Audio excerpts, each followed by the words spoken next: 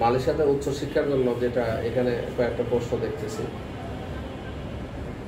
বলছে মালয়েশিয়ায় কোন কোন কলেজে বা ইউনিভার্সিটি আপনারা কাজ করেন। মালয়েশিয়াতে শত শত ইউনিভার্সিটি, স্কুল, কলেজ, মাদ্রাসা আছে। আমাদের দেশে যেমন এই যাত্রাবাড়িতে মনে হয় 300-400 স্কুল আছে, মানে ওয়ারিজনের মধ্যে কয়েক হাজার স্কুল আছে। কারণ এই ডিএমপি কমিশনার যখন স্কুল ছাত্রদের যে পুলিশ প্রতিষ্ঠা বার্ষিকীতে চকলেট দিছে, তখন আমি ওয়ারিজনের মধ্যে প্রায় 700-800 স্কুল তালিকা আমি ডিসি অফিসে গিয়ে দেখলাম। এইরকম মালয়েশিয়াতে আছে। সব স্কুল কলেজের সঙ্গে তো আমাদের কাজ করা সম্ভব না।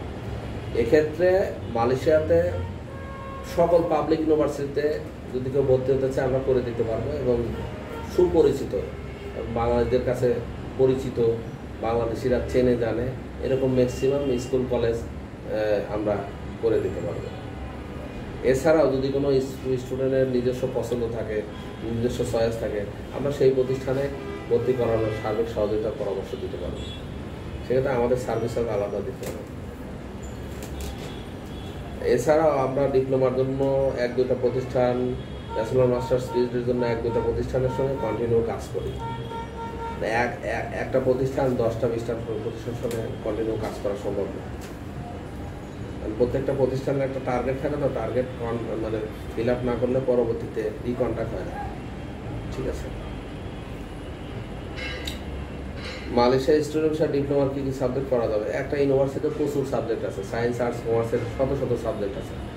ডিপ্লোমা ইন আইটি হতে পারে, হোটেল ম্যানেজমেন্ট হতে পারে, ডিপ্লোমা ইন মিডিয়া হতে পারে, ডিপ্লোমা ইন জার্নালিজম হতে পারে, ডিপ্লোমা ইন সায়েন্স হতে পারে, diploma in computer science engineering হতে পারে, ডিপ্লোমা ইন মেকানিক্যাল ইঞ্জিনিয়ারিং হতে পারে। শত শত সাবজেক্ট আছে। এটা যে কোনো চয়েস করা সাবজেক্ট নিতে পারবে। কিন্তু আমাদের যে আমাদের অফার আছে লোয়েস্ট অফার। এই অফারে 3-4টা সাবজেক্ট আমরা বলবো এর মধ্যে থাকতে হবে। যদি কেউ বলে যে আমি ডিপ্লোমা ইন মেকানিক্যাল ইঞ্জিনিয়ারিং করতে চাই, তার টিউশন ফি চেঞ্জ হয়ে যাবে। এই টিউশন ফির মধ্যে আমাদের যে অফার, এটা হচ্ছে পুয়ার হ্যাজ নো চয়েস, একদম সস্তা। এই সস্তা কোনো অফার নাই। তো এখানে যদি কেউ বলে যে আমি ব্যাচেলার ইন মাইক্রোবায়োলজি করতে চাই এই খরচের মধ্যে, নট পসিবল। কেউ যদি বলে আমি এমবিবিএস করতে চাই, 80,000 রিঙ্গিত খরচ হবে, 1 লক্ষ রিঙ্গিত খরচ দিয়ে যাইতে হবে, মানে যাইতেই হবে 20-25 লাখ টাকা খরচ করে। সে যদি বলে যে ভাই আপনি না ব্যাচেলার অফার দিচ্ছেন 9,550, এই সাবজেক্ট সেই সাবজেক্ট না। সাবজেক্ট বলতে এগুলো হচ্ছে IT, software, hotel management, hospitality, tourism, computer science, child care, মেয়েদের জন্য চাইল্ড কেয়ার, গার্হস্থ্য অর্থনীতি যেটা বলে এখানে চাইল্ড কেয়ার, এইগুলো কমন সাবজেক্ট যেগুলোর খরচ আহামরি না। কেউ যদি অ্যারোনটিক্যাল ইঞ্জিনিয়ারিং করতে চায় সেটার খরচ তো অনেক হবে। অ্যারোনটিক্যাল ইঞ্জিনিয়ারিং তো 10 মিনিটের একটা ইন্টারনিতেই $1,000 খরচ হয়ে যায়। একটা বিমানে একজন ইন্টারনি করবে 20 মিনিটের 30 মিনিট, ওর ফি জমা দিতে হবে $5,000। তো ওইটার তো এটা এক না। এমবিবিএস কমপ্লিট করতে খরচ হবে 3-4 কোটি টাকা মালয়েশিয়াতে। তো এখানে তো খরচ হবে কয়েক লাখ টাকা, 5-6 লাখ টাকায় কোর্স কমপ্লিট। তো 5-6 লাখ টাকায় কোর্স কমপ্লিট, আর এমবিবিএস কোর্স কমপ্লিট লাগবে 10 লক্ষ রিঙ্গিত কমপক্ষে। দুটা তো এক না। এই জন্য আমাদের যে অফারগুলো, এটা হচ্ছে চিপেস্ট। এখানে কিছু সাবজেক্ট যেগুলো আর্টস এবং commerce related common subject, science, engineering এবং এমবিবিএস, নার্সিং সাবজেক্টগুলোর খরচ আলাদা। ওইগুলো যদি কেউ চয়েস করে সেক্ষেত্রে তাদেরকে আমরা চার্ট দেখে খরচ বলে দেব। এই একই প্রশ্ন আমি যতবার পারবো ততবার ভিন্ন ভিন্ন উত্তর আসবে, কারণ এগুলো তো আমি মুখস্থ করা না। আমি যা জানি ওটা আমার ভিতর থেকে যা বেরিয়ে আসবে এটাই। তা আপনারা তো একদম মানে ওইটাই বাইরে আর কথা বলতে পারবেন না, এটাই সমস্যা। স্টাডি বা কত বছর হলে যাওয়া যাবে, আর কত বছর হলে যাওয়া যাবে না, যাওয়া যাবে না বলে কোনো কথাই নেই। যদি কেউ সিরিয়াস বলে যে আমি যাবোই, তাহলে আমি তার পাঠাবো, রাস্তা আছে। তো স্টাডি গ্যাপ বলে কোনো কথা নেই, আমার স্টাডি গ্যাপ আছে। স্টাডি গ্যাপ আমরা যেমন ডিপ্লোমার জন্য নিচ্ছি ম্যাক্সিমাম 30 বছর, আর একজন 16 বছর এসএসসি পাস করে 14 বছর স্টাডি গ্যাপ নিচ্ছি। একজন 18 বছর এসএসসি পাস করে তার 12 বছর স্টাডি গ্যাপ নেব। স্টাডি গ্যাপ বিষয় না, 30 বছর বয়স পর্যন্ত ডিপ্লোমা নিব, আর মাস্টার্স পিএইচডি যদি 80 বছর বয়স হয় নিব। যদি 80 বছর বয়স হয় যদি মাস্টার্স পিএইচডি যেতে চাই নিব। যেমন আমাদের পত্রিকার সম্পাদক মাহমুদুর রহমানের নাম জানো কিনা? উনি রানিং স্টুডেন্ট, মালয়েশিয়াতে ডক্টরেট করছে। উনি কিন্তু 1 সেমিস্টার জুনিয়র আমার জন্য। আমার 2nd সেমিস্টারে উনি মালয়েশিয়াতে ভর্তি হয়েছে। আমি যখন লেভেল 5-এ, উনি তখন লেভেল 3-তে। ঠিক আছে, কিন্তু উনি ওনার বোনায় ডক্টর শেষ করে ফেলেছে। আমি তো চলে আসলাম অ্যাক্সিডেন্টালি, আমার এতদিনে হয়ে যেত দেশে না আসলে। তো ওনার বয়স তো 75 মেবি। ঠিক আছে, মাস্টার্স পিএইচডি স্টুডেন্ট। আমার দাদাও যদি যেতে চায় যেতে পারে, বয়সের কোনো বাধ্যবাধকতা নাই, স্টাডি গ্যাপ বলে কোনো কথা নাই। স্টাডি গ্যাপ বলতে আমার আগে বুঝতে হবে গ্যাপটা কোথায় হয়। আমার এটা ফাউন্ডেশন 10 তলা, আমি করছি 6 তলা, গ্যাপ কয় তলা? 4 তলা, কিন্তু ফাউন্ডেশন 10 তলা, করছি 10 তলা, আর কোনো গ্যাপ আছে? এরপরে 20 বছর পরে আমি কি কইতে পারি 5 তলা গ্যাপ? তো আমাদের একাডেমিক সিস্টেম হচ্ছে গ্রাজুয়েশনের পরে একাডেমিক বলা যেতে পারে যে এটা একাডেমিক এন্ডিং, শিক্ষা সমাপ্তি। এরপরে যদি কেউ মাস্টার্স করে এটা উচ্চতর ডিগ্রি, কেউ যদি এমফিল করে এটা উচ্চতর ডিগ্রি, কেউ যদি পিএইচডি করে এটা উচ্চতর ডিগ্রি। কিন্তু একদম বিশেষ ক্যাডার হওয়ার জন্য ব্যাচেলর পাসই যথেষ্ট। ঠিক কিনা? ঠিক কিনা? এরপরে সে মাস্টার যদি আর জীবনে না করে সমস্যা হবে, তার চাকরি চলে যাবে। সো ব্যাচেলর মিন্স শিক্ষা সমাপ্তি। আমাদের দেশে এটা মনে করা হয়, পৃথিবীর সব দেশে ব্যাচেলরটাকে শিক্ষা সমাপ্তির একটা স্টেপ মনে করা হয়। যেমন 10 তলা বিল্ডিংয়ের ফাউন্ডেশন আমি 10 তলা কমপ্লিট করা মানে এটা আমার কমপ্লিট। এরপরে মাস্টার্স এবং পিএইচডি বা এমফিল করা এটা হচ্ছে কি extra degree. Extra degree PhD মানেই যে আমার লেখাপড়া একদম চূড়ান্ত সীমায় পৌঁছে গেছে এটাও না, এটা গবেষণার প্রাইমারি স্টেপ। এরপরে পোস্ট ডক্টরাল করে, এটা গবেষণার 2nd স্টেপ।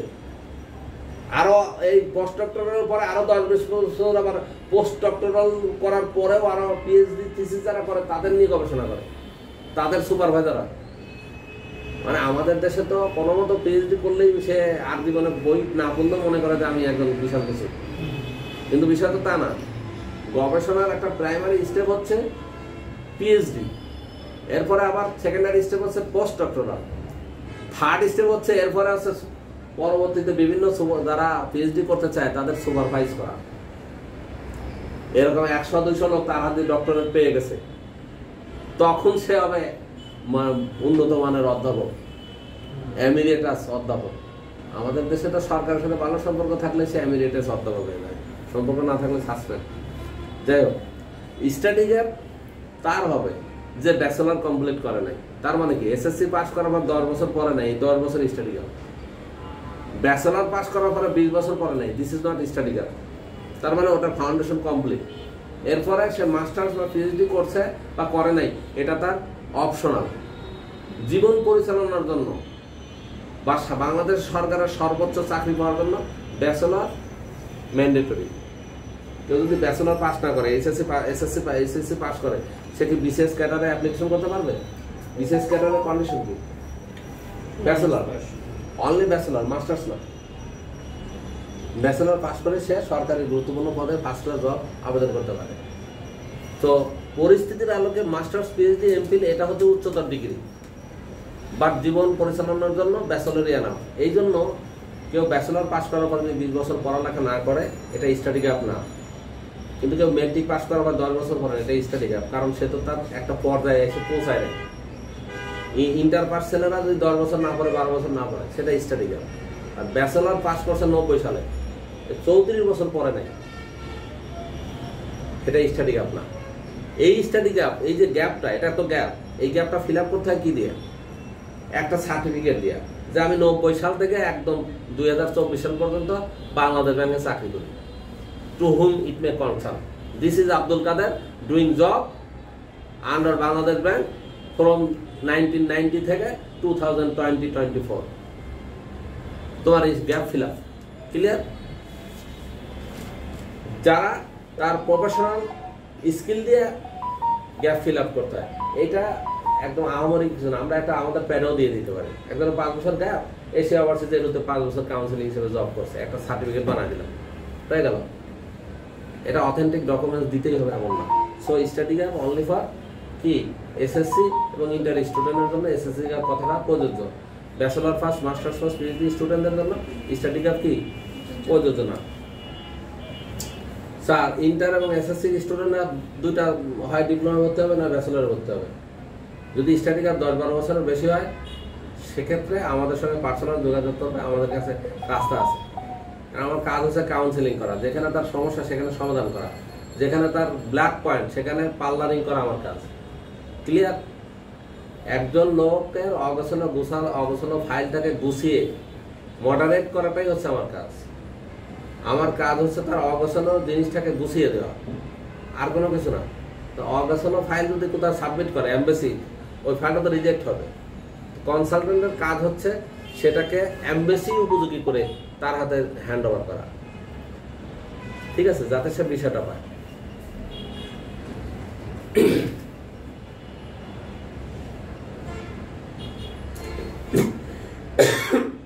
স্কলারশিপ নিয়ে খরচ ইত্যাদি বিষয় জানতে চাই। স্কলারশিপ বলে না ছেলেটা, স্কলার্স মানে কি? পণ্ডিত।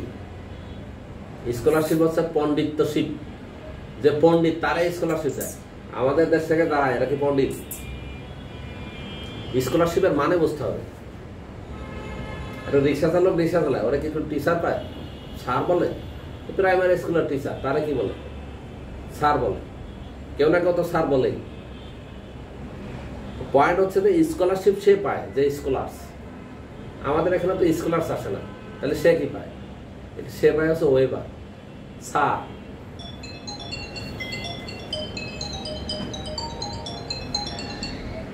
সে কি পায়? স্যার। এটাকে বলে ওয়েবার। Tuition fee weber. কিন্তু টিউশন ফি ওয়েবারটা কোথা থেকে আসে? যেমন একটা প্রতিষ্ঠানে, যেমন north south university tuition fee আছে $20,000, বললো যে ইন্টারন্যাশনাল স্টুডেন্টদের জন্য 25% ওয়েবার। তার মানে কত? $15,000। $15,000 পেলো, 5,000 পেলো। এটা স্কলারশিপ না। স্কলারশিপ হচ্ছে ওইটা যে তার ব্লেন্ড রেজাল্ট আছে, তার একাডেমিক ব্যাকগ্রাউন্ড ব্লেন্ড, এবং তার কিছু লেখা আছে, তার আর্টিকেলস আছে, তার পাবলিশ আছে, সে এক্সট্রা অর্ডিনারি স্টুডেন্ট। ইউনিভার্সিটি বিশেষ বিবেচনায় তাকে লেটার দিল যে তুমি ফুল ফ্রি স্টুডেন্ট হিসেবে আমরা অ্যাকসেপ্ট করলাম। এটাকে বলে স্কলারশিপ। কিন্তু যে স্কলারশিপ যখন দেয় তখন ফুল ফ্রি দেয়, আংশিক না। ক্লিয়ার? প্রতিষ্ঠান যখন কাউকে স্কলারশিপ দেয়, কি দেয়? 100% স্কলারশিপ দেয়। এখন বলে, কেউ বলে যে ভাই আমি থাকা খাওয়া সব ফ্রি। না, থাকা খাওয়া ফ্রি না। এটা আমরা অতিরিক্ত বাড়ায় বলি। থাকা খাওয়া ফ্রি না, কোনো প্রতিষ্ঠান থাকা খাওয়া ফ্রি দেয় না। মূলত ফুল ফ্রি স্টুডেন্টরা যখন ফুল স্কলারশিপ পায় তখন ওই স্টুডেন্টরা ওই প্রতিষ্ঠানে তারা সুপারভাইজারের আন্ডারে কাজ করে। সুপারভাইজার প্রত্যেকটা প্রতিষ্ঠানের যারা সুপারভাইজার ডক্টরেট করছে, এরা বিভিন্ন জায়গাতে তাদের কাছে ফান্ড আসে, তাদের দিয়ে গবেষণা করায় যে বঙ্গবন্ধুর কর্মজীবন নিয়ে গবেষণা করতে হবে। শেখ হাসিনা 100 কোটি টাকা ডোনেট করলো। টাকাটা যাবে কার কাছে? ঢাকা বিশ্ববিদ্যালয় ভিসির কাছে। বঙ্গবন্ধুকে নিয়ে গবেষণা করতে হবে। এই টাকাটা, এই গবেষণা করতেছে 50টা ছাত্র। টাকা গেছে কত কোটি? 100 কোটি। এদেরকে 5 কোটি টাকা দিয়ে গবেষণা লাগাবে, 95 কোটি টাকা সুপারভাইজারের কাছে। এই যে 5 কোটি টাকা ভাগ ভাগ করে দিচ্ছে, এটাকে বলে ফান্ড। আর এই ফান্ড পেয়ে তারা কোথাও ওই গবেষণা করে। ঠিক আছে? এখন এই যে ফান্ডটা পেলো, যখন মালয়েশিয়াতে পিএইচডি একটা স্টুডেন্ট ফান্ড পায় 1800 থেকে 2000 রিঙ্গিত। এখন একটা ছেলের টিউশন ফি আছে এভারেজ 1000 রিঙ্গিত, থাকলো কত? 1000 রিঙ্গিত। তো 1000 রিঙ্গিত দিয়ে সে থাকতেও পারে, বাসা ভাড়া দিতে পারে, খাইতেও পারে, বাসের ভাড়াও দিতে পারে। এখন সে বলে আমার সব ফ্রি। মূলত সব ফ্রি না, ওই জিনিসগুলো যে ওই টাকা দিয়ে কিনতেছে, মানে তার ওখানে ফান্ড দিছে এক্সট্রা, তার চলার জন্য যা লাগে তার চেয়ে আরো বেশি ফান্ড পাইছে। এখন সেই টাকা দিয়ে সে সব খাচ্ছে, করতেছে, সে বলতেছে আমার সব ফ্রি। বিষয়টা এমন না। বিষয়টা হচ্ছে ফান্ডটা দিছে এমন যে তার সমস্ত কিছু যাতে চলে, সে যাতে ফুল মানসিক চিন্তা গবেষণার মধ্যে দিতে পারে। এই জন্য ফান্ডটা তার জীবনের যে ফান্ডামেন্টাল যে জরুরত আছে ওই জরুরতটা যাতে পূরণ করতে পারে, এই হিসাব করেই ফান্ডগুলো দিয়ে থাকে। তো মালয়েশিয়াতে একটা স্টুডেন্ট যখন ফান্ডের জন্য সুপারভাইজারের কাছে বলে, সুপারভাইজার তার কাজ দেয়, এমন কাজ দেয় যে সকাল 8টা থেকে রাত 8টা পর্যন্ত সে আর ওই নামাজের জন্য ছুটি নিতে হয়, নামাজের জন্য ছুটি নিতে হয়, নামাজ পড়ে আবার চলে আসতে হয়। মাঝখানে দ্বারা একজনের সাথে 5 মিনিট কথা বললেও সেটা মানে তড়িঘড়ি করতে হয়, সুপারভাইজার এত ব্যস্ত রাখে থাকে। ঠিক আছে, স্কলারশিপ যেটা আসে সেটা হচ্ছে মেধাবী ছাত্রদের জন্য, আর যেটা ওয়েবার আসে সেটা রহিম করিম যদু মধু ভালো মন্দ সব ছাত্রের জন্য। যেমন আমরা 40% ওয়েবার দিলাম, কি আমার টিউশন ফি আছে 16,000 রিঙ্গিত, আমি ছাড়ছি কত 9,550 রিঙ্গিত। এই যে অতিরিক্ত 5-6,000 রিঙ্গিত আমি ছাড়লাম কিভাবে? এখানে আমার কমিশন আছে প্রত্যেকটা স্টুডেন্ট 4,000 থেকে 5,000 রিঙ্গিত, এটা আমি এটা বাদ দিছি। এরপরে আমাদের আরো বলা যায় ঠিক আছে আমার বাংলার স্টুডেন্টদের জন্য আরো কিছু ছাড় আছে কিনা, নেগোশিয়েট করে একটা সর্বনিম্ন পর্যায়ে এসে এখন আমরা 400-500 রিঙ্গিত যোগ করে একটা অফার দিই। কিন্তু কোনো স্টুডেন্ট সরাসরি যাক ইউনিভার্সিটিতে 15,000-16,000 রিঙ্গিত লাগবে, সরাসরি গেলেই এই ইউনিভার্সিটিতে গেলে সরাসরি গেলে 15-16,000 রিঙ্গিত লাগবে। 5,000 রিঙ্গিত প্রতি স্টুডেন্ট আমরা ফ্যাসিলিটি দিচ্ছি অ্যাভারেজ। এটা তো সরকারও জানে না বা এটা তো আমরা প্রচারও করি না, এটাই বাস্তবতা। কোনো স্টুডেন্ট সরাসরি যাক বললো যে আমি সরাসরি আসছি কত থেকে 22,000 রিঙ্গিত দিই, অথচ আমার কাছে 10,000 রিঙ্গিত 12,000 রিঙ্গিতে আসে নাই, কারণ সে অতিরিক্ত পণ্ডিত, ও সে স্কলার্স কিন্তু স্কলারশিপ পায় নাই। স্কলারশিপ নিতে হলে তার IELTS লাগে, স্ট্যান্ডার্ড IELTS লাগে। স্কলারশিপ নিতে হলে কমসে কম IELTS 7 লাগবে। স্কলারশিপ যদি মাস্টার্স পিএইচডি নিতে চায় তার 2-1টা আর্টিকেল লাগবে, তারপরে স্কলারশিপ দেবে, নইলে দেবে। কিন্তু এভারেজ যেটা দেয় সেটা হচ্ছে ওয়েবার, স্যার আর স্কলারশিপ এক না, ক্লিয়ার? সো আমরা ছাত্রদের বোঝানোর জন্য বলি যে স্কলারশিপ, ঠিক আছে? কিন্তু আমরা মূলত স্কলারশিপ আর ওয়েবারের পার্থক্যটা আমরা বুঝবো, বুঝলে কি হয়, একটা ছেলে একদিন না একদিন প্রশ্ন করে বলবে ভাই এটা তো স্কলারশিপ না এটা ওয়েবার, তখন তাকে বুঝাইতে হবে, ঠিক আছে? সপরিবারে দেশে গেলে কার কোথায় খরচ? সপরিবারে দেশে বলতে বাচ্চার সাথে বাচ্চার মা যেতে পারবে, বাচ্চার বাবা যদি যেতে চায় যেতে পারবে, বাচ্চার বাবা যদি ওখানে গিয়ে অবৈধ থাকতে চায় থাকবে, কিভাবে বৈধ হতে পারে আমি পরামর্শ দিতে পারবো, কিন্তু উচিত হবে তার অবৈধ না হওয়া। আর সপরিবার বলতে যদি কেউ মাস্টার্স পিএইচডিতে অ্যাপ্লিকেশন করে, যে আবেদনকারী তার বাবা মা যেতে পারবে, আবেদনকারীর স্পাউস স্বামী অথবা স্ত্রী, আবেদনকারী যদি স্টেবল হয় স্টেবলের বউ নিতে পারবে, আবেদনকারী যদি তুমি হও তোমার স্বামী নিতে পারবে, ক্লিয়ার? আর যে আবেদনকারী তার বাবা মা সন্তানাদি নিতে পারবে, আপ টু 21 বছর পর্যন্ত সন্তানের বয়স থাকলে এদেরকে ডিপেন্ডেন্ট ভিসায় নিতে পারবে। আর এদের খরচ, আমাদের যে খরচের সঙ্গে আমরা 6,000 রিঙ্গিত প্রত্যেকটা ডিপেন্ডেন্টকে ধরছি। মাস্টার্স পিএইচডির সঙ্গে যারা যাবে 6,000 রিঙ্গিত তাদের প্রত্যেকটা ডিপেন্ডেন্টের খরচ, 6,000 রিঙ্গিতের যে টাকা আছে সেটাই। আর ওনার তো 9,550 রিঙ্গিত, এর বাইরে আছে কত 750 রিঙ্গিত পার্সোনাল সিকিউরিটি বন্ড, আর 300 রিঙ্গিত করা এয়ারপোর্ট ক্লিয়ারেন্স, 300 রিঙ্গিত, 750 হচ্ছে পার্সোনাল সিকিউরিটি বন্ড, আর 9,550 ধরছি কিসের জন্য, এসে 10,600 রিঙ্গিত অ্যাপ্লিকেন্টের জন্য, 9,550 সে বাংলাদেশ থেকে দিয়ে যাবে, 1,050 সে ওখানে গিয়ে দেবে, ঠিক আছে? ওখানে 1,050 দেবে না, পাসপোর্টও জমা নেবে না এবং ভিসা হবে না, ঠিক আছে? 1,050 রিঙ্গিত জমা দিলেই সে পাসপোর্ট ইউনিভার্সিটি জমা দেবে, ইউনিভার্সিটি জমা দেওয়ার পরে তার ভিসা করে দেবে, ক্লিয়ার? এখন এখানে হলো হচ্ছে 10,600। এরপরে যদি কেউ যদি বলে যে আমার 3 জন ডিপেন্ডেন্ট হবে, কত টাকা লাগবে? 18,000 রিঙ্গিত, 18,000 রিঙ্গিত, তাহলে কত হলে 28,600 রিঙ্গিত। 4 জন মানুষ 8,600 রিঙ্গিত, আমি 25 টাকা করে যদি ধরি 7,15,000 টাকা, জন প্রতি কত? 1,78,000 টাকা, 1,80,000 টাকায় মালয়েশিয়া যাচ্ছে একজন। তারপর আমার লোক নেই কেন? এত কম খরচে মালয়েশিয়া যাবে, তারপর আমার কাছে লোক নেই কেন? কারণ হচ্ছে যে আমার কাছে যে স্টুডেন্ট সাইদুল ভাই 5,50,000 টাকা স্টুডেন্ট পাঠায় আমার কাছে, আর আমি নেই তার কাছে 2,93,000 টাকা। একটা স্টুডেন্ট পাঠায় সে লাভই করে 2,02,000, আর আমি 2,02,000 টাকার মালয়েশিয়ার টোটাল খরচে পাঠাই 10,000 টাকা লাভ করে। তার কাছে স্টুডেন্ট আমার চেয়ে বেশি কেন? কারণ সে কথার মধ্যে প্রাণ দেয়, স্টুডেন্টকে উভয় দেয়, আশ্বাস দেয়, ভরসা দেয়। আপনার কথার মধ্যে আশা ভরসা প্রাণ খুঁজে পায় না, এই জন্য আপনার কাছে আসে না। কথা ক্লিয়ার? কথার মধ্যে প্রাণ থাকতে হবে, তার মধ্যে আশা দিতে হবে। সে একটা স্বপ্ন নিয়ে মালয়েশিয়া যাচ্ছে, সেই স্বপ্নটা তার মধ্যে ঢুকাই দিতে হবে। সেই স্বপ্নটা যখন যে যত বেশি স্বপ্ন দেখাতে পারবে তার কাছে তত বেশি লোক আসবে। কিন্তু হ্যাঁ, এটাও খেয়াল রাখতে হবে যে কাউকে যেন আমি অতিরিক্ত স্বপ্ন না দেখাই। অসম্ভব স্বপ্ন যেন না দেখে, যেন ওখানে গিয়ে কষ্ট পায়, এরকম স্বপ্ন না দেখে। রেজাল্ট কেমন হলে যাওয়া যাবে? রেজাল্ট নর্মালি ইন্টারন্যাশনাল স্টুডেন্টদের জন্য আউট অফ 5 জিপিএ 2.5 পেলেও সে আবেদন করতে পারে, ঠিক আছে। তবে যদি কারো জিপিএ 2.5 হলেও ইংলিশে যদি জিপিএ ডি থাকে, সি থাকে, এরা ভিসা অ্যাপ্রুভাল লেটার পাবে, কিন্তু এমবেসি তাদের কন্ট্রাক্ট ছাড়া ভিসা দেবে না। রেজাল্ট কেমন হলে যাওয়া যাবে না, সাধারণত 2 এর নিচে হলে আর ওটা আমরা নিব না, নিয়ে লাভ নেই। 2.5 এর নিচে হলে স্টুডেন্টরা নিয়ে একটা রিস্ক হয়ে যায়।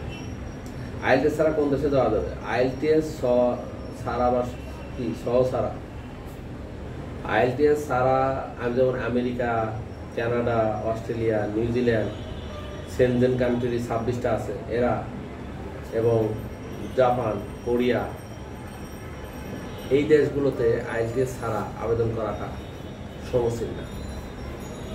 আর অন্যান্য যত দেশ আছে সবগুলো দেশে আইএলটিএস ছাড়া আবেদন করার সুযোগ আছে, ঠিক আছে। নিউজিল্যান্ড বলি নাই, নিউজিল্যান্ডও আইএলটিএস ছাড়া আবেদন করা ঠিক না। আইএলটিএস ছাড়া আবেদন করা ঠিক না। নেটিভ ল্যাঙ্গুয়েজ যেগুলো English, Australia, New Zealand, Canada, America, হ্যাঁ, সেনজেন কান্ট্রির কিছু কিছু দেশ আইএলটিএস ছাড়া আবেদন করা ঠিক না। মানে সেনজেন কান্ট্রিতেও অনেক দেশ আছে আইএলটিএস ছাড়া আবেদন করা যায়, কানাডাতেও আইএলটিএস ছাড়া আবেদন করা যায়। আবেদন করার সবার অধিকার আছে, কিন্তু আবেদন করলে কি হয়? প্রতিষ্ঠান দেয় প্রতিষ্ঠানিক অ্যাপ্রুভাল লেটার, আর এমবাসি দেয় ভিসা। অনেক সব প্রাতিষ্ঠানিক অ্যাপ্রুভাল লেটার পেলেও এমবাসি যখন যাচাই বাছাই করে দেখে যে স্টুডেন্ট কোয়ালিফাইড না, তখন ভিসাটা দেয় না। তো কোন স্টুডেন্ট ভিসা পেতে পারে, কোন স্টুডেন্ট ভিসা পেতে পারে না, আমাদের অভিজ্ঞতার আলোকে আমরা বুঝি।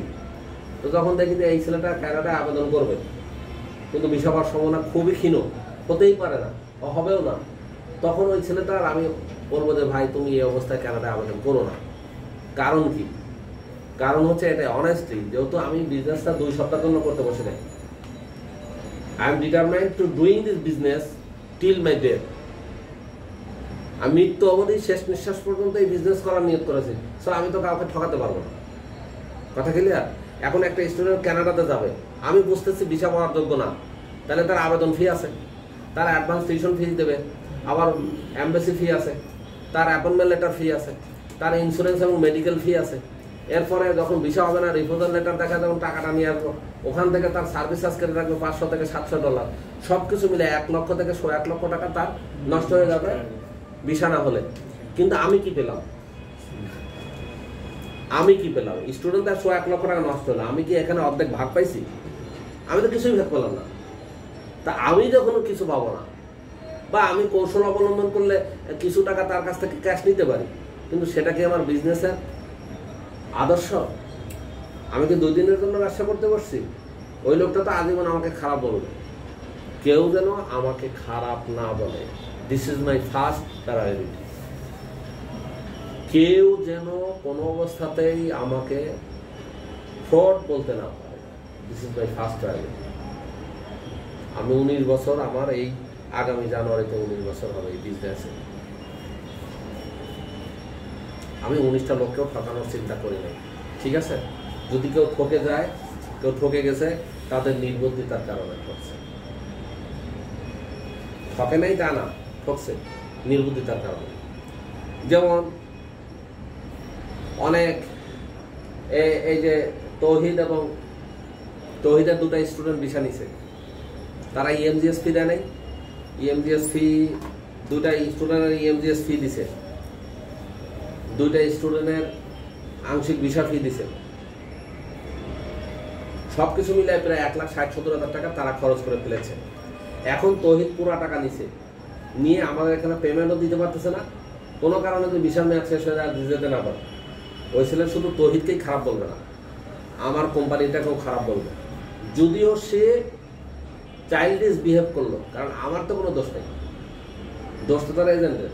যদি বাইচান্স যেতে না পারে, দোষ আমাদের গায়েও আসবে। এজন্য শেখ সাদি বলছে, সৎ সঙ্গে আর অসৎ সঙ্গে হচ্ছে নরম। তো কিছু অসৎ সঙ্গ এজেন্টের কারণে আমাদের গায়ে কিছু বলা লাগবেই। আমি একদম মানে সাদা পাতার মতো আছি তা না, আমি চেষ্টা করি সাদা থাকার জন্য, কখনো কখনো আমার গায়ে রং লাগে। আমি চেষ্টা করি আমার গার্জেন নরম করা, সবার জন্য এই চেষ্টাই থাকে। রিজিকের ফায়সালা হবে, রিজিকের ফায়সালা হবে, আমি কাউকে ঠকাতে চাই না। যদি কেউ নিজের নির্বুদ্ধিতার কারণে ঠকে দেয় সেটার দায় দায়িত্ব বা সেটার ব্যাপারটা আলাদা, কিন্তু আমি কাউকে সব জ্ঞানে সুস্থভাবে ঠকাতে চাই না। ঠিক আছে, ব্যাংক স্টেটমেন্ট কোন কোন দেশে এবং কেমন দেখাতে হয়, ব্যাংক স্টেটমেন্টটা কি এটা আমাকে আগে বুঝতে হবে। যেমন মালয়েশিয়াতে ব্যাংক স্টেটমেন্ট লাগে না, মালয়েশিয়া একমাত্র দেশ যেখানে ব্যাংক স্টেটমেন্ট লাগে না, মালয়েশিয়া একমাত্র দেশ যেখানে IELTS লাগে না। তাহলে কত সুন্দর দেশ, শুধু আবেদন ফি, সার্টিফিকেট, মার্কশিট, পাসপোর্ট ছবি দিলেই ফাইল অনলাইন। ঠিক আছে, ফাইল অনলাইন হয়ে যাচ্ছে, অ্যাপ্রুভাল হয়ে যাচ্ছে, ভিসা হলে চলেও যাওয়া যাচ্ছে, সমস্যা নেই। কিন্তু এত সুযোগ কোনো দেশে নেই। ব্যাংক স্টেটমেন্ট বলতে 1 বছরের টিউশন ফি, 1 বছরের খাওয়ার খরচ, 1 বছরের আবাসিক খরচ, 1 বছরের পার্সোনাল যে এসেনশিয়ালিটি এটার খরচ কত, এটার একটা জেনারেল খরচের হিসাব সম পরিমাণ টাকা ব্যাংক স্টেটমেন্ট দেখাতে হয়। তো কানাডা আমেরিকারা মনে করে অ্যাভারেজ $20,000 একটা লোকের বাৎসরিক খরচ হওয়া উচিত। তো $20,000 সম পরিমাণ টাকা তার আছে কিনা, সে সলভেন্ট কিনা, সে আমার দেশে এসে ভিক্ষা করে খাবে কিনা, কাজ করে খাবে কিনা, দেশের থেকে টাকা আনার মতো ক্যাপাবিলিটি আছে কিনা, ক্যাপাবেল কিনা, অর্থনৈতিক ক্যাপাসিটি প্রুফ লেটার হিসেবে ব্যাংক স্টেটমেন্ট দেখাতে হয়। তো ব্যাংক স্টেটমেন্টের ধরন, মানে আমেরিকার ব্যাংক স্টেটমেন্ট আর বা রাশিয়ার ব্যাংক স্টেটমেন্ট এক হবে না। আমেরিকার জীবনযাপনের খরচ আর রাশিয়ার জীবনযাপনের খরচটা এক না। ঠিক আছে, আমেরিকাতে 1 লক্ষ টাকা যে জীবনযাপন করা যায়, সৌদি আরবে 5-6 হাজার টাকা তার চেয়ে ভালো জীবনযাপন করা যায়। আমেরিকাতে 1 লক্ষ টাকা দিয়ে যে লাইফ স্টাইলে খাওয়া যায়, পড়া যায়, মালয়েশিয়াতে সেটা 3 থেকে 4 হাজার টাকা তার চেয়ে ভালো খাবার খাওয়া যায়, হালাল ফুড এবং ভালো খাবার।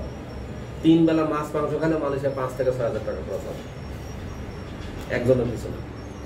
আর আমেরিকায়, বা ওই দিন আমি একজনকে ফোন দিচ্ছি, ফ্রান্সে আছে, ফ্রান্স থেকে কোন একটা সেন্টারে ঢুকছে, বললো যে ভাই আজকে করলা কিনছি 2200 টাকা কেজি, বাংলাদেশ টাকা 2200 টাকা কেজি। আমাদের এখানে 40 টাকা কেজি, 50 টাকা কেজি, বা 60 টাকা 80 টাকা, মানে 2200 টাকা বাংলাদেশি টাকা, হিসাব করে 2200 টাকা। তো বেতন যদি 1.5 লাখ হয়, 2200 টাকা কেজি করলা, ও মাসে যদি 4 কেজি করলাও কেন, ওর আর কোনো খাওয়ার সুযোগ আছে? তো লাইফ স্টাইলের খরচ এরকম। আর ওই দেশে 20 লক্ষ টাকা 1 বছরের খাওয়ার খরচ যদি ধরে, এটা কিন্তু ওই আমাদের এখানে কমিশনার বা এমপি মন্ত্রীর মানে জীবনযাপন করবে না। এখানে রিক্সা চালকের যে জীবনযাপন, কানাডা আমেরিকাতে 20 লক্ষ টাকা খরচ করে বছরে রিক্সা চালকের মতো জীবনযাপন করবে। ক্লিয়ার? সো ব্যাংক স্টেটমেন্টটা হচ্ছে 1 বছরের একাডেমিক খরচ, 1 বছরের ফুড খরচ, 1 বছরের আবাসিক খরচ এবং পার্সোনাল এসেনশিয়ালিটি, জরুরত পূরণের জন্য 1 বছরের যে খরচ হয়, এটার একটা জেনারেল অ্যাভারেজ খরচের সমপরিমাণ টাকার একটা ফান্ড দেখানোটাই হচ্ছে ব্যাংক স্টেটমেন্ট। তো তুরস্কের জন্য আমরা হিসাব করি যে নর্মালি 6 থেকে 8 লাখ টাকা বছরে খরচ হয়, 6 থেকে 8 লাখ টাকার ব্যাংক স্টেটমেন্ট দেখাতে হবে। রাশিয়াতে ব্যাংক স্টেটমেন্ট 8 থেকে 12 লাখ টাকা বছরে, ওদের লেখাপড়ার খরচ 4-5 লাখ টাকা, খাওয়ার খরচ 3-4 লাখ টাকা, বাসা ভাড়া 2-3 লাখ টাকা, সব মিলে 10-12 লাখ টাকা মাসে বছরে খরচ হয়। তাহলে ওদের ব্যাংক স্টেটমেন্ট 10-12 লাখ টাকা। এখন সেনজেন কান্ট্রিতে মাসে 1 লাখ টাকা করে পড়ালেখার খরচ, থাকা খাওয়ার খরচ, অন্যান্য খরচ যদি ধরে, তাহলে ওদের ব্যাংক স্টেটমেন্ট কত হবে? 12 থেকে 15 লাখ টাকা। আমেরিকা, কানাডাতে আরেকটু বেশি। যেই দেশের জীবনযাপন মান যত বেশি খরচ হবে, তত বড় ব্যাংক স্টেটমেন্ট দেখাতে হবে। ব্যাংক স্টেটমেন্টে মূলত হচ্ছে নিজের 1 বছরের খরচ, সব ধরনের খরচের হিসাবের একটা সমপরিমাণ ফান্ড দেখানো। এখন তোমার খরচ হয় 10 টাকা, তুমি দেখাও 12 টাকা, তার মানে তুমি কোনো মতো বড় না। আর ব্যাংক স্টেটমেন্ট দেখানোর উদ্দেশ্য হচ্ছে যে তুমি সলভেন্ট কিনা, তুমি অর্থনৈতিকভাবে স্বাবলম্বী কিনা। আর তুমি এখান থেকে মিরপুর যাচ্ছ, জানো যে ভাড়া 50 টাকা, আইতে 50 টাকা, 100 টাকা। আমি তো ওদের 100 টাকা দিই না, 200 টাকা দিই। 150 টাকা 100 টাকা কেন দেই? যে লাগতে পারে, তখন পাবা কই? যে এক্সট্রা যত বেশি যে দেখাতে পারে, তার বেশি রেশিও তত বেশি। ক্লিয়ার? তোমার ব্যাংক স্টেটমেন্ট লাগবে 20 লাখ, দেখাইছে 20 লাখ, ও ফকিনি, ওটা ওকে বেকার মনে করবে। ব্যাংক স্টেটমেন্ট দেখানো দরকার 20 লাখ, দেখাইছে 50 লাখ, ওরা মাঝারি সাইজের ধনী মনে করবে। যে 80 লাখ থেকে কোটি দেখাবে, তারা একটু মানে স্ট্যান্ডার্ড মনে করবে। কোটির উপরে গেলে তারা ধনী মনে করবে। কারণ যেমন কানাডাতে একটা লেবারের বেতন আছে 4 লাখ টাকা। একটা লেবার মাসে বছরে 50 লাখ টাকা ইনকাম করতে পারে। এখানে একটা রিক্সা চালকের ইনকাম কত? 15,000 টাকা। তার মানে আমার দেশে 10 থেকে 15,000 টাকা আয় করা একটা লোকই কানাডাতে 5 লাখ টাকা ইনকাম করতে পারে। সো কানাডাতে 50 লাখ টাকার একটা ব্যাংক স্টেটমেন্ট মানে কিসের ব্যাংক স্টেটমেন্ট? একটা রিক্সা পোলারের ব্যাংক স্টেটমেন্ট। ক্লিয়ার? দৃষ্টিভঙ্গিটা বোঝার চেষ্টা করবা যে আমার দেশে একটা ব্যাংকের ব্যাংক স্টেটমেন্ট, একটা লেবারের ব্যাংক স্টেটমেন্ট কত হয়? বছরে 1 লাখ টাকা। যদি এই টাকা ব্যাংকের লেনদেন, এত ব্যাংকে রাখতে পারে না, চাল ডাল কিনে শেষ হয়ে যায়। তো এই টাকা যদি ব্যাংকের লেনদেনও করতো তাহলে বছরে তারা 1-1.5 লাখ টাকার ট্রানজাকশন দেখাতে পারতো। কিন্তু এই লোকটাই যদি আমেরিকায় কাজ করতো তাহলে তো 50 লাখ টাকার ট্রানজাকশন করতে পারতো। তাহলে আমার দেশের 1 লাখ টাকার ব্যাংক স্টেটমেন্ট মানে যে লোক করতে পারে, এই একই লোক কানাডাতে 50 লাখ টাকার ব্যাংক স্টেটমেন্ট করতে পারে বাংলাদেশি টাকা বা মুদ্রা হিসাব করলে। তার মানে কানাডার কাছে 50 লাখ টাকার ব্যাংক স্টেটমেন্ট নাকি এই দেশে একটা ভ্যান চালক, রিক্সা চালক মনে করবে মনে মনে। সো আমি যদি মাদারি চিন্তা ভাবনা করি তাহলে আমার কোটি টাকার উপর ব্যাংক স্টেটমেন্ট দেখাতে হবে। এই জন্য ব্যাংক স্টেটমেন্ট যত বেশি আয় দেখাবে তত তার বিশাল রেশিও বাড়বে। ক্লিয়ার? আর ব্যাংক স্টেটমেন্ট যে সকল দেশে লাগে ওই সকল দেশে আপাতত আমরা কাজ করতেছি না। যদি কাজ করার দরকার ওটা আমার সাথে কথা হবে, তোমাদের সাথে না। সায়েন্স, টেকনিক্যাল, টেকনোলজি খরচ কেমন? সাধারণত ইঞ্জিনিয়ারিং, নার্সিং, এমবিবিএস এইগুলো মালয়েশিয়ার জন্য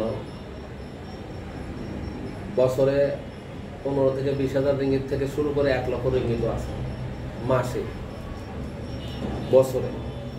আবার এমবিবিএস ডাক্তারে যদি কেউ পড়তে চায় এটা অ্যাভারেজ 1 থেকে 1.5 লক্ষ রিঙ্গিত বছরে খরচ আছে। কমপ্লিট করতে কমসে কম তার 2-2.5 কোটি 3 কোটি টাকা খরচ হবে।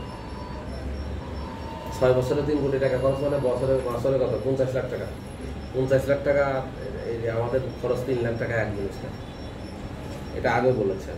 মালয়েশিয়াতে প্রাইভেট পাবলিক কলেজে স্টুডেন্ট হিসাবে কত সময় লাগে? পাবলিক ইউনিভার্সিটি বছরে যেমন ফেব্রুয়ারি মার্চে একবার নেয়, সেপ্টেম্বর অক্টোবরে আর একবার নেয়, 2 বার নেয়। অ্যাডমিশন যখনই হোক 2 বার নেয়। আর প্রাইভেট ইউনিভার্সিটি যখনই অ্যাপ্লিকেশন করবে তখনই অ্যাপ্লিকেশন অ্যাকসেপ্ট করবে। এদের কোনো ইনটেক নাই, 12 মাস ইনটেক। কেউ যদি বলে যে আমি দূরত্ব যাবো, সে প্রাইভেটে যাবে। যেমন এখন যদি কেউ পাবলিকে আবেদন করে সে অক্টোবরে যেতে পারবে। কিন্তু আজকে যে ছেলেটা সেলাঙ্গন ইসলামিক ইউনিভার্সিটি আবেদন করে অনলাইন হলো, এই ছেলেটা আগামী মাসে মালয়েশিয়া ঢুকবে। ওর কোনো ইয়া নাই, সেজন নাই।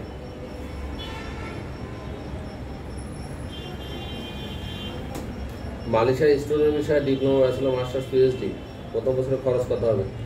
এইটা স্পেসিফিক বলে কিছু নাই। আমাদের অফার তো 9,550 রিঙ্গিত দেওয়া হয়েছে। এরপরে পরের সেমিস্টারে থেকে 2,800, 2500 থেকে 3,000 বা ম্যাক্স 2500 থেকে 3,500। একটা সাবজেক্টের উপর ডিপেন্ড করবে, এক এক সাবজেক্টে এক এক ইয়া। মাসে 600 থেকে 800 রিঙ্গিত খরচ আছে পাবলিকে। প্রাইভেটে 1,000 থেকে 1,200 রিঙ্গিত খরচ আছে মাসে। পরের বছরের খরচ অ্যাভারেজ পাবলিকে হলে 5,000 রিঙ্গিত, 6,000 রিঙ্গিত। আর প্রাইভেট হলে 6 থেকে 8,000 রিঙ্গিত। সাবজেক্ট চেঞ্জ হলে কখনো 10,000, 12,000 রিঙ্গিত। ইঞ্জিনিয়ারিং খরচগুলো বেশি।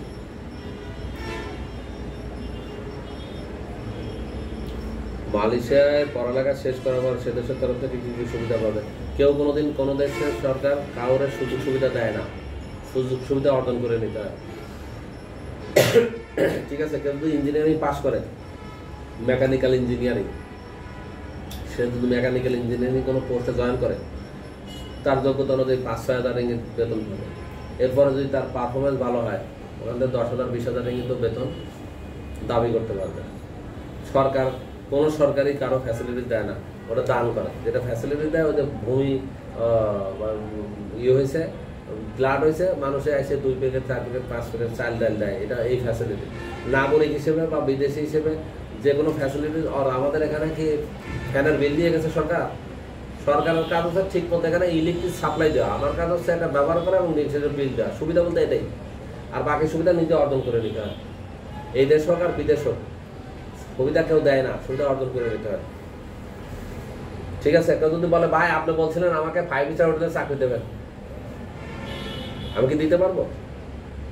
তার আচরণ যদি কদাচিত হয়, তার যদি স্মাইলিংলি কথা বলতে পারে না, একজন রাগ করার পর হাসি মুখে কথা বলতে পারে না, এই ছেলেকে তো 5 স্টার হোটেলে বা ওই ওয়েটারে জব দেওয়া যাবে না। ক্লিয়ার? একটা ছেলে 10 আর 10 20 হয়, 100 টাকা নোট দিলে 20 টাকা খেলে 80 টাকা ফেরত দিতে হয়, এটা জানা না। এটা কেউ ক্যাশিয়ারে জব দিতে পারবে? তো প্রত্যেককেই তার জব নেওয়ার জন্য তাকে যোগ্য হতে হবে। আমি তো তার মুখের কথা বলছি যে ভাই তোমাকে আমি শপিং মলে জব দিতে পারবো, কিন্তু শপিং মলে পাঠাইলাম, সুপারভাইজার বললো যে এই লোক চলবে না। কেন? এই লোক যোগ্য না, কাস্টমারের সাথে ভালো বিহেভ করে না, স্পেলিং কথা জানে না, রুডলি কথা বলে, রেগে কথা বলে, কাস্টমারদের আরো চোখে তাকায় না। তোমার আবার আর চোখ কি? All job holder equal to slave, slaver has no choice, this is true. যারা জব করে আর একজনের অধীনে, এর নিজস্ব কোনো চয়েস নেই, সে যে চয়েস বাধা দেবে সেই চয়েসে চলবে। নিজস্ব চয়েস করলে হলো ইউ গেট আউট, এটাই বাস্তবতা। তো একজন বলছে যে আমাকে ক্যাশিয়ারে মানে 5 স্টার হোটেলে ওয়েটারে চাকরি দেবেন বলছিলেন, যে আপনার ছেলে ইংলিশ জানে না, হিন্দি জানে না। তো ইংলিশ হিন্দি জানে না, ওখানে একজন সৌদি আরবের অতিথি গেস্ট আসবে, তখন কীভাবে কথা বলবে? বাংলা। একজন তাইওয়ানের লোক আসবে, তখন কী কথা বলে? বাংলা। তার ইংলিশ বলতে হবে। এবং 5 স্টার হোটেলের একটা ওয়েটার বা একটা সিকিউরিটি গার্ড, ওই যে লোক গেস্ট আছে তার থেকে ওভার স্মার্টলি ফরেন ল্যাঙ্গুয়েজ বলতে হয়, বিশেষ করে ইন্টারন্যাশনাল ল্যাঙ্গুয়েজ ইংলিশ বলতে হয়। যদি বলতে না পারে তাহলে ওর চাকরি থাকবে? ওর চাকরি রাখবে? ও ভুলভাল ইংলিশ বললেও বোঝার ক্যাপাসিটি ভালো থাকতে হবে। যে যত বেশি বোঝার ক্যাপাসিটি বেশি, লিসেনিং পাওয়ার বেশি, তার বেতন তত বেশি, তার সুযোগ সুবিধা তত বেশি। কারণ ওই যে অতিথিরা তো করে, তাকে তথ্য দেয় যে উনি ভালো, ওই ইসরাবিলের আচরণ ভালো, ওই যে জীবনের কাজকর্ম ভালো, এটা বলে না। এই তথ্যটা মালিকের কাছে যায়, মালিক তখন বলে যে এরকম 10 জন গেস্ট যদি রিভিউ দেয় ভালো, তখন বলে যে ঠিক আছে, এই তোমার পার্মানেন্ট হলো, এই তোমার বেতন 5000, এখন 6000 হলো, 6000 আছে, আমি 8000 করে দিলাম। কখন বলে? আর যদি 10 জনের জায়গায় 8 জনই বলে যে এ কি ছেলে রেখেছো ভাই, কথা বোঝে না, তখন ভাই তোমার যে কাজ হবে না, আমার কাস্টমার নষ্ট, ইউ গেট আউট, বলবে কিনা? তো সিস্টেমটা এটাই। তাহলে চাকরিটা অর্জন ধরে রাখা বা চাকরি পাওয়ার ব্যাপারটা হচ্ছে নিজের যোগ্যতা, সুযোগ সুবিধা রাখতে হচ্ছে নিজের যোগ্যতা। কেউ কোনোদিন কারো সুযোগ সুবিধা দেয় না।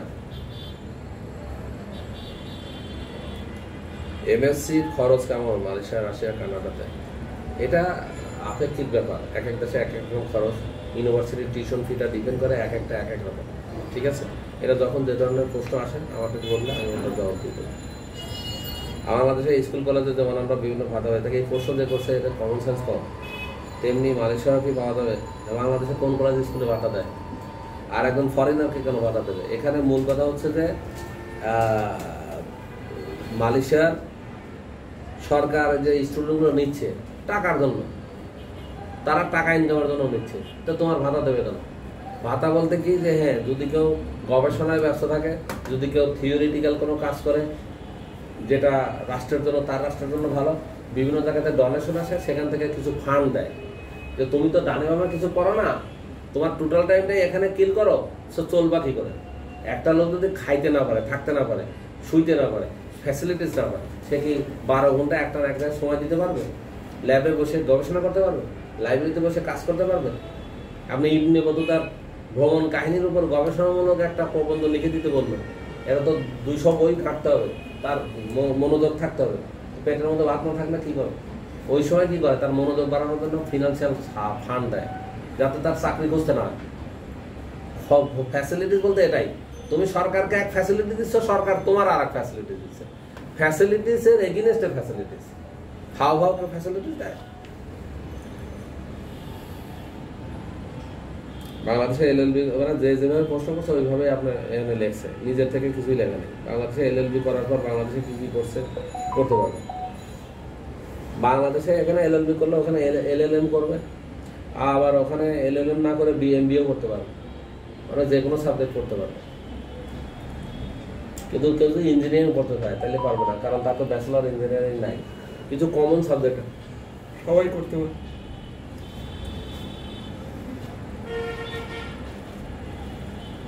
মা ইন্টার বা ব্যাচেলরে ভর্তি হবে, সাথে বাচ্চা না। মাস্টার্স পিএইচডি স্টুডেন্ট হিসেবে ফ্যামিলি মেম্বার নিতে পারবে, ব্যাচেলর স্টুডেন্টরা তার বাচ্চাকে সাথে নিতে পারবে না। 7 মাসের বাচ্চা নিয়ে যেতে পারবে, কী কী করে দিতে পারবে? এটা হয়তো কেউ প্রশ্ন করেছে, কোনো একটা মা প্রশ্ন করছে, নিতে পারবে না, ঠিক আছে, সেক্ষেত্রে যদি বাচ্চার এই ইন্টারভাস মা যদি স্টাডি গ্যাপ 4 বছর 5 বছরের বেশি হয়, সেক্ষেত্রে বিশেষ তরিকায় আমাদের সাথে কথা বলবেন, তরিকা আছে, ফ্যামিলি নেওয়ার উপায় আছে, ঠিক আছে। কিন্তু স্টাডি গ্যাপ 4-5 বছর বেশি হলে এই স্টাডি গ্যাপটা বিভিন্ন তরিকায় আমরা ফিল আপ করে তাকে আমরা বাচ্চা সহ ফ্যামিলি সহ যাওয়ার রাস্তা করে দিতে পারি। সেই কথাগুলো আমাদের সাথে ফোনে বলতে হবে এখানে।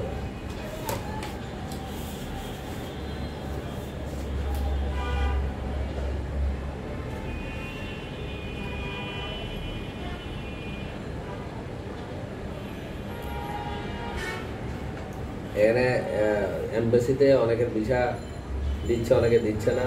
ভিসা দিচ্ছে না সাধারণত ডিপ্লোমা ব্যাচেলার স্টুডেন্টদের জন্য, যাদের ইংলিশে ডি আছে, ইংলিশে সি গ্রেড আছে, স্টাডি কার্ড লম্বা আছে, গ্রেড পয়েন্ট 3-এর নিচে আছে, মানে এর স্টাডি কার্ড 5-10 বছর আছে, এই ধরনের লোকদেরকে ডেকে ভিসা দিচ্ছে না। এর ওখানে এমবাসিতে গিয়ে খ্যাত টাইপের আচরণ করতেছে, চেহারা সুরতের মধ্যে কামলা কামলা ভাব চলে আসছে। স্টুডেন্টের যে একটা মুখের মানে মুখের দিকে তাকালে একটা ভাব আছে না, যে স্টুডেন্ট ভাব নেই। 10 বছর লেখাপড়া ছেড়ে দিছে মানে কি, সে কর্মজীবনে চলে গেছে। কর্মজীবনের চেহারার সুরত আর স্টুডেন্ট লাইফের চেহারার সুরত এক না। তো বসে খাওয়া সুরত আর কাজ করার সুরত ওই রকম না।